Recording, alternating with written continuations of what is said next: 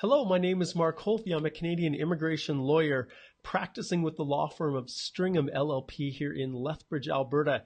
It is Valentine's Day today. And yes, I should be home with my wife. And yes, I'm on my way, but I just wanted to jump on and do a short little video on a recent announcement, or at least it was a newspaper article released today by CBC entitled Liberals Speed Up Foreign Spouse Reunions, Tackle Application Backlog. And our immigration minister, Ahmed Hussein, basically marked Valentine's Day by releasing this progress update on how well they're doing with the processing of spousal sponsorships. Now, I wanted to jump on and just give a little insider information for all of you out there. If you are a Canadian citizen or permanent resident who is looking to sponsor your true love from abroad, the best way to do that is obviously through the spousal sponsorship process. And I haven't covered this topic per se within my Mark Holthe Lawyer Facebook page before, but it's something that we within our firm do quite a bit of. And it's probably one of the more common applications that we do here locally within Lethbridge. But if you look at this article, it actually carries some weight because it wasn't that long ago. I would say 2 years, maybe 3 years ago, when couples, in other words, a Canadian who was sponsoring their spouse from abroad, would have to wait up to almost 2 years or more for it to be processed.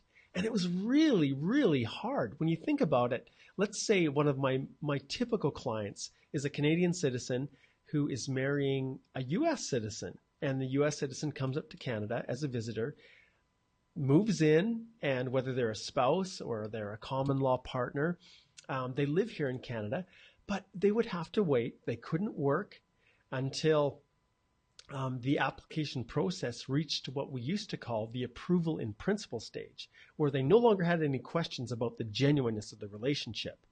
But spouses would have to sit here in Canada, U.S. spouses, basically twiddling their thumbs, waiting for their application to be processed. They couldn't work, they couldn't study. They were just in limbo. And in the meantime, these spouses' funds, their resources that they'd put together were slowly being depleted because one spouse couldn't work.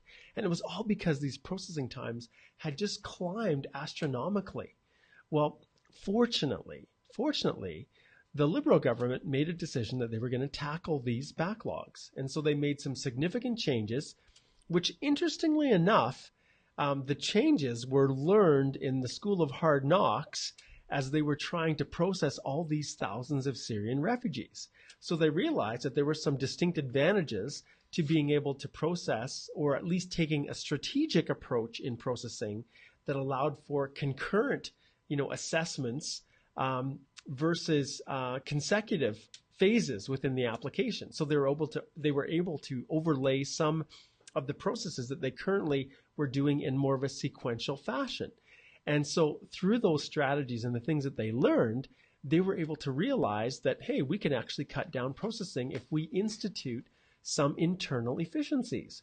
Now, not sacrificing security and, the background checks, but in the actual application process. So we've seen some changes in the forms on the spousal side.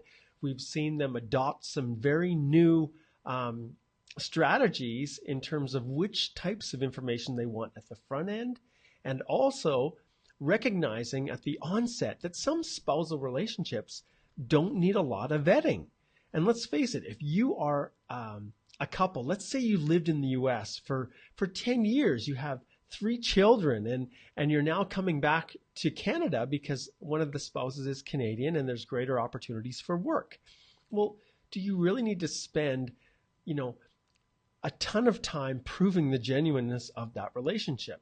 So they've implemented certain little sections within the document checklist that if you meet those requirements, then they're basically going to be able to process your application without a lot of these documents to support the genuineness of the relationship. So those are some of the changes that we're seeing that are directly resulting in, as you can see here, they've indicated the average processing time now has come down from 23 months down to about a year, which is pretty good. Now, some of you may think, man, that's a long time still. Why does it take so long? Well, In reality, there are some spouses and some applications that we file in our office that actually do go quicker, which is really awesome. And so they're slowly getting rid of their backlog. And I know in just the last couple of years, it had ballooned up to almost 75,000 applications. So if you can imagine that, 75,000.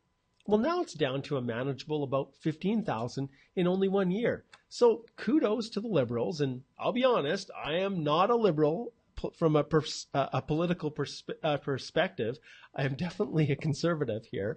But I will give them credit where credit is due. And it's actually quite an accomplishment. So 1 year they've dropped it, basically, I'm definitely not a mathematician, but 60,000 applications. So they're going quicker. And I have to expect that they're just going to keep going faster and faster and be able to process these in timelines that are similar to what we're seeing with the federal program, the Express Entry program for bringing in skilled economic immigrants. And so why not? It makes sense. So I just wanted to just jump on and give you guys just a little bit of insight in the background and just encourage you to consider it. So if you are in a relationship with a foreign national overseas and you're considering to sponsor them as, to Canada, to become a permanent resident of Canada, the times are actually looking good. And yes, things can go south and there can be problems that can arise. And obviously here within our firm, we do a lot of these and we offer a lot of support to clients locally here in Lethbridge as well as clients all over the world. But it's a very good process. And when you compare it to what spousals used to have to go through, it's pretty slick. And I'll give you one other little nugget. If your spouse happens to be here with you in Canada and you decide to go through the sponsorship process, you can actually get an open work permit for your spouse in as little as about 4 months. And that's to bridge the gap, essentially, to allow them to work as quick as possible.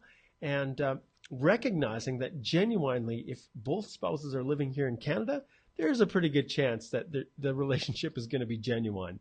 So they don't need a lot of time to sort through this and to make sure that this relationship actually meets program requirements. So I just wanted to jump on, let you guys all know that there have been some pretty good changes. And if you haven't read the article, you can catch it on the cbc.ca website.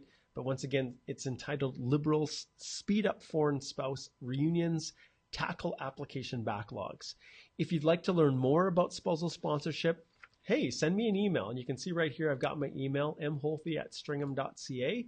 And once again, I am located right here in the law firm of Stringham LLP in the heart of Lethbridge, Alberta. So stay tuned, and I'm going to be releasing more videos as things happen. This is a lot of fun. I enjoy doing this just as much as I do practicing law. So hopefully this was helpful. If you have any questions, let me know, and I look forward to seeing you guys again here as I release more information and helpful tips along the way about Canadian immigration. See you later.